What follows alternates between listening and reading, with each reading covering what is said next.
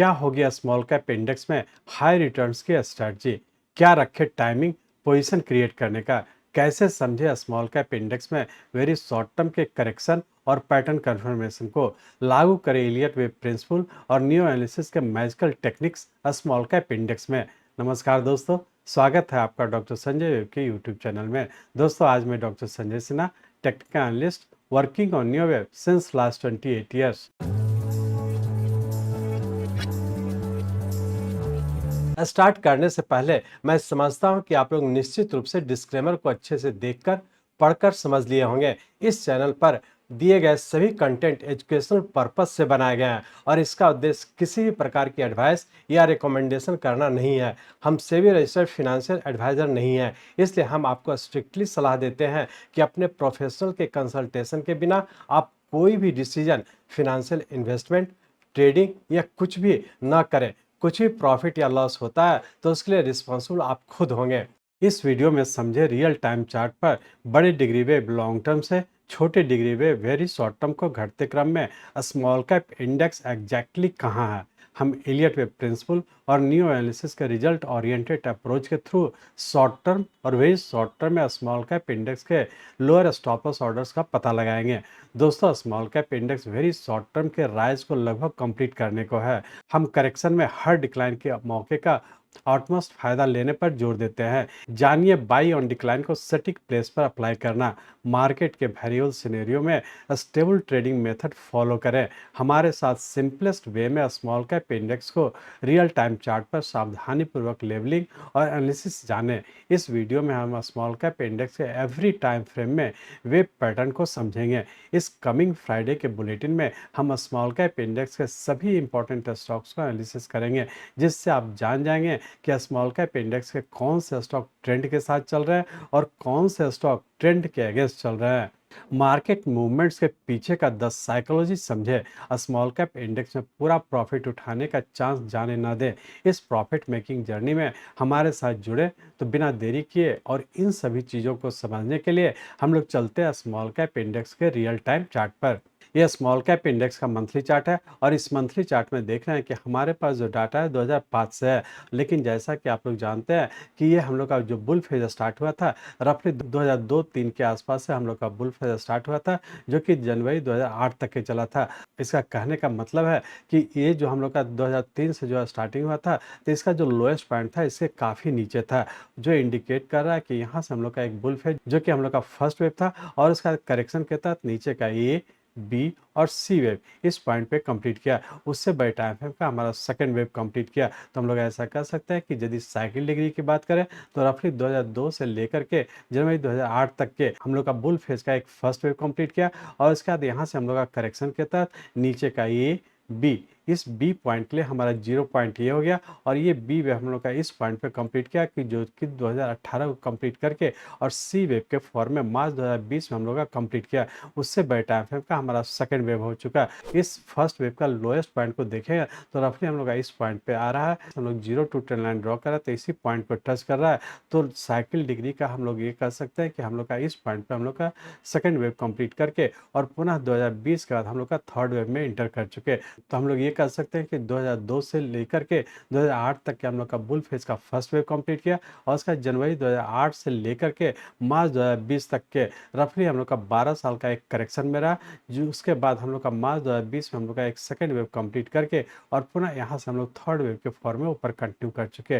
अब हम लोग ये देखने की कोशिश करेंगे कि मार्च 2020 के बाद जो हम लोग का राइजिंग ट्रेंड कंटिन्यू किया, इसका सबऑर्डिनेट वेव किस पैटर्न में है और आने वाले उसमें क्या होने की संभावना है। सिर्फ इतना ध्यान रखें कि हम लोग का जो थर्ड वेव स्टार्ट हुआ है मार्च 2020 से स्टार्ट हो गया और थर्ड वेव के लिए जो लोएस्ट पॉइंट हुआ जो कि 0 पॉइंट ये वाला पॉइंट है जो कि सेकंड वेव का एंड पॉइंट है। तो हम लोग ये कर सकते हैं कि मार्च 2020 से हम लोग थर्ड वेव के फॉर्म में इंटर कर चुके हैं। अब हम लोग मार्च 2020 का जो राइज हुआ है इसके सबऑर्डिनेट वेव को एनालाइज करने का कोशिश करेंगे। तब हम लोग इस मंथली चार्ट को कन्वर्ट करते हैं वीकली चार्ट में। यहाँ पे हम लोग वीकली चार्ट में आ चुके हैं। इस वीकली चार्ट में हम लोग देख रहे हैं कि मार्च 2020 से हम लोग का एक राइजिंग ट्रेंड कंटिन्यू किया और इसी राइजिंग ट्रेंड के तहत हम लोग देख रहे हैं कि जनवरी 2022 में हम लोग का फर्स्ट वेव कंप्लीट किया, जो रफली हम लोग का 2 साल का एक राइजिंग ट्रेंड था। इसके अंतर्गत जो राइज हुआ ये सब डिवीजन में होकर के 5+4 इक्वल टू 9 वेव में कंप्लीट करके और इस पॉइंट पे हम लोग का फर्स्ट वेव कंप्लीट किया, जो कि थर्ड वेव का सब सबऑर्डिनेट वेव फर्स्ट वेव है। और इसके बाद यहाँ से हम लोग का करेक्शन के तहत नीचे का डब्ल्यू, एक्स और वाई के पैटर्न में इस पॉइंट पे कंप्लीट किया, जो कि मार्च 2023 में कंप्लीट करके और पुनः थर्ड वेव में हम लोग इंटर कर चुके हैं। तो हम लोग ऐसा कर सकते हैं कि इस पॉइंट से हम लोग का थर्ड वेव स्टार्ट हुआ, जिसका कि सबऑर्डिनेट वेव फर्स्ट वेव इस पॉइंट पे कंप्लीट किया, जिसमें कि हम लोग का रफली 2 साल का राइजिंग ट्रेंड था, लगभग 14 मंथ्स का हम लोग का करेक्शन में रहा, जो कि उससे बड़े टाइम फ्रेम का हमारा सेकंड वेव कंप्लीट करके और मार्च 2023 में हम लोग का पुनः हम लोग थर्ड वेव के फॉर्म में ऊपर कंटिन्यू कर चुके हैं। अब हम लोग ये देखने की कोशिश करेंगे कि मार्च 2023 का जो राइज हुआ इसका सबऑर्डिनेट वेव किस पैटर्न में है। तो इसलिए हम लोग इस वीकली चार्ट को कन्वर्ट करते हैं डेली चार्ट में और सिर्फ ये एनालाइज करने का कोशिश करेंगे कि मार्च 2023 से जो राइज हुआ, जिसका कि सबऑर्डिनेट वेव थर्ड वेव के फॉर्म में है और इसका सबऑर्डिनेट वेव किस पैटर्न में है। तो इसलिए हम लोग अब इस वीकली चार्ट को कन्वर्ट करते हैं डेली चार्ट में। यहाँ पे हम लोग डेली चार्ट में आ चुके हैं। इस डेली चार्ट में हम लोग देख रहे हैं कि हम लोग का 29 मार्च 2023 से हम लोग का एक करेक्शन पूरा किया, जो कि लार्जर टाइम फ्रेम का हमारा सेकंड वेव था और यहाँ से पुनः हम लोग फिर से एक लॉन्ग टर्म के राइजिंग ट्रेंड में इंटर कर चुके हैं और जो कि हम लोग का थर्ड वेव था। और इस थर्ड वेव के तहत हम लोग देख रहे हैं कि यहाँ से जब राइजिंग ट्रेंड कंटिन्यू किया, जिसके तहत ऊपर का 1,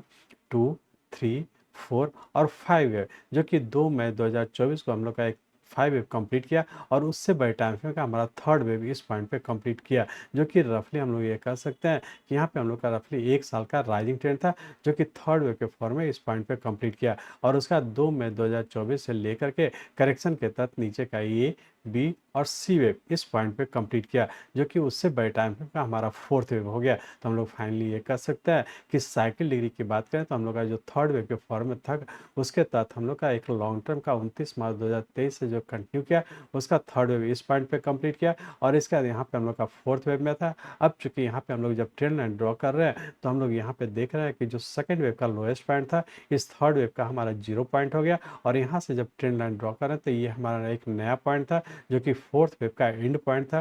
तो यही हमारा फोर्थ वेव हो गया और इसका पुनः हम लोग यहाँ से हम लोग फिफ्थ वेव के फॉर्म में ऊपर कंटिन्यू कर चुके हैं। अब हम लोग ये देखने की कोशिश करें कि फोर्थ वेव के बाद जो ऊपर का 5 वेव के फॉर्म में ऊपर कंटिन्यू किया, इसका सबऑर्डिनेट वेव किस पैटर्न में और ये किस टाइम फ्रेम का हम लोग का राइजिंग ट्रेंड है। तो यहाँ पे चूंकि हम लोग देख रहे थे कि फोर्थ वेव हम लोग का 4 जून 2024 को कंप्लीट किया, तो पुनः यहाँ से हम लोग फिर से एक वेरी शॉर्ट टर्म और शॉर्ट टर्म दोनों टाइम फ्रेम के राइजिंग ट्रेंड में इंटर कर चुके हैं। अब हम लोग इसको ये एनालाइज करने की कोशिश करेंगे कि इसका सबऑर्डिनेट वेव किस पैटर्न में है और आने वाले समय क्या होने की संभावना है। तो अब हम लोग इस डेली चार्ट को कन्वर्ट करते हैं आवरली चार्ट में। यहाँ पे हम लोग आवरली चार्ट में आ चुके हैं। इस आवरली चार्ट में हम लोग देख रहे थे कि हम लोग का यहाँ पे 6 जून 2024 को हम लोग का एक फोर्थ वेव कंप्लीट करने के बाद और पुनः हम लोग फिफ्थ वेव के फॉर्म में ऊपर कंटिन्यू कर चुके हैं, जिसके तहत ऊपर का 1, 2, 3, 4 और 5 वेव इस पॉइंट पे कंप्लीट किया। यहाँ पे 5 वेव कंप्लीट किया और उससे बड़े टाइम फ्रेम का हमारा फर्स्ट वेव कंप्लीट करके और पुनः यहाँ पे हम लोग का करेक्शन में इंटर कर चुका है। अब यहाँ पे हम लोग देख रहे हैं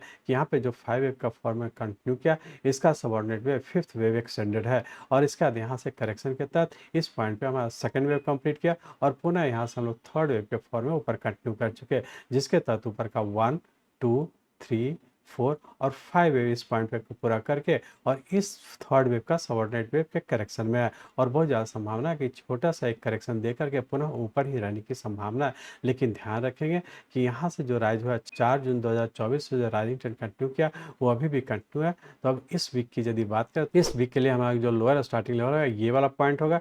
जब तक ये ब्रेक नहीं करता अभी हम लोग डिक्लाइन पे बाई करके आगे की ओर कंटिन्यू रखेंगे। लेकिन यदि वेरी शॉर्ट टर्म की बात करें तो 4 जून 2024 से जो राइजिंग ट्रेंड कंटिन्यू किया, तो वेरी शॉर्ट टर्म में हम लोग का रफली 23 डेज लग चुका है और जैसा कि आप लोग अभी डिस्कस किए थे कि यहाँ से वेरी शॉर्ट टर्म और शॉर्ट टर्म दोनों टाइम फ्रेम के राइजिंग ट्रेंड में इंटर कर चुका था, जिसके तहत हम लोग का वेरी शॉर्ट टर्म का हो सकता है इस वीक में कहीं ना कहीं पूरा करके और यहाँ से जो राइज हुआ उसका पूरे करेक्शन में इंटर करने की संभावना है। तो बहुत ज़्यादा संभावना है कि वेरी शॉर्ट टर्म में एक करेक्टिव फॉल के तहत इस पॉइंट तक भी नीचे आने की संभावना है और ये करेक्शन पूरा करके जब फिर से पुनः हम लोग ऊपर का पैटर्न कन्फर्म करा तो फिर से एक वेरी शॉर्ट टर्म के राइजिंग ट्रेंड में इंटर कर जाने की संभावना है। तो फाइनली हम लोग ये कह सकते हैं कि ये हम लोग का वेरी शॉर्ट टर्म का 4 जून 2024 से जो राइजिंग ट्रेंड कंटिन्यू किया, ये वेरी शॉर्ट टर्म का ऊपर कहीं ना कहीं पूरा होने की संभावना है। लेकिन चूंकि शॉर्ट टर्म का भी ये राइजिंग ट्रेंड कंटिन्यू किया है और जैसा कि आप लोग जानते हैं कि शॉर्ट टर्म हम लोग का रफली 3 मंथ्स को कहते हैं और वेरी शॉर्ट टर्म हम लोग रफली 1 मंथ्स को कहते हैं। तो वेरी शॉर्ट टर्म का पूरा करके फिर से एक वेरी शॉर्ट टर्म के करेक्टिव फॉल में इंटर करने की संभावना है, जिसके तहत बहुत ज़्यादा संभावना है कि इस पॉइंट तक आने की संभावना है और इसका पुनः पुनः हम लोग का है वेरी शॉर्ट टर्म का पूरा करके फिर से हम लोग वेरी शॉर्ट टर्म के एक राइजिंग ट्रेंड में कंटिन्यू करेंगे। चूंकि शॉर्ट टर्म हम लोग का राइजिंग ट्रेंड है तो यहाँ पे जो करेक्टिव फॉल होगा वेरी शॉर्ट टर्म का करेक्टिव फॉल होगा, और जब भी करेक्टिव फॉल पूरा करके ऊपर कंटिन्यू करेगा तो फिर से एक वेरी शॉर्ट टर्म के राइजिंग ट्रेंड में इंटर कर जाने की संभावना है। तो हम लोग ऐसा कर सकते हैं कि आने वाले 2 से 3 मंथ अभी भी हम लोग का ऊपर ही रहने की संभावना है। सिर्फ एक वेरी शॉर्ट टर्म में हो सकता है कि 1 से 2 सप्ताह अभी करेक्शन में नीचे रहने की संभावना है। तो इस चीज़ को ध्यान में रखेंगे कि जब भी डिक्लाइन पे आता है तो उसमें हम लोग डिक्लाइन पे बाई करके ऊपर की ओर कंटिन्यू रखेंगे। और इसी तरीके से इसमें जितने भी इंपॉर्टेंट स्टॉक्स हैं सभी को एक एक कर डिस्कस करते हुए आगे की ओर कंटिन्यू रखेंगे। सिर्फ ध्यान रखें कि जो जो स्टॉक इंडेक्स के साथ कंटिन्यू कर रहा है वैसे स्टॉक को अकॉर्डिंगली उसी को फॉलो करते हुए हम लोग आगे की ओर कंटिन्यू रखेंगे। इस तरह से हम लोग कह सकते हैं कि small cap index very short term के राइजिंग ट्रेंड में कहीं ना कहीं पूरा होने की संभावना है, और फिर से करेक्टिव फॉल में इंटर करके पुनः हम लोग शॉर्ट टर्म के राइजिंग ट्रेंड में इंटर हो जाने की संभावना है। शॉर्ट टर्म का भी हम लोग का राइजिंग ट्रेंड इसी पॉइंट से कंटिन्यू किया कि शॉर्ट टर्म में भी ऊपर ही रहने की संभावना है, कि हम लोग का मीडियम टर्म में भी ऊपर रहने की संभावना है। कि वेरी शॉर्ट टर्म के लिए जो हमारा स्टार्टिंग लेवल है ये वाला पॉइंट है, इसी स्टॉप लॉस को फॉलो करते हुए आगे की ओर कंटिन्यू रखेंगे। शॉर्ट टर्म की बात करें तो शॉर्ट टर्म के लिए हमारा जो स्टार्टिंग लेवल है ये वाला पॉइंट है। तो शॉर्ट टर्म और मीडियम टर्म दोनों टाइम फ्रेम के लिए हमारा स्टॉप लॉस ये वाला पॉइंट होगा। जब तक ये ब्रेक नहीं करता हम लोग 2 से 3 मंथ्स के लिए हम लोग हर डिक्लाइन पे बाई करके ऊपर की ओर कंटिन्यू रखेंगे। मैं चाहता हूं, मेरे जीवन का लक्ष्य है कि नियो एनालिसिस के नॉलेज से इस मार्केट में कोई भी लूजर ना हो।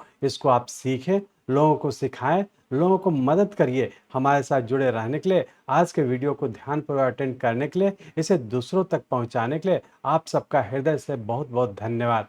जय हिंद।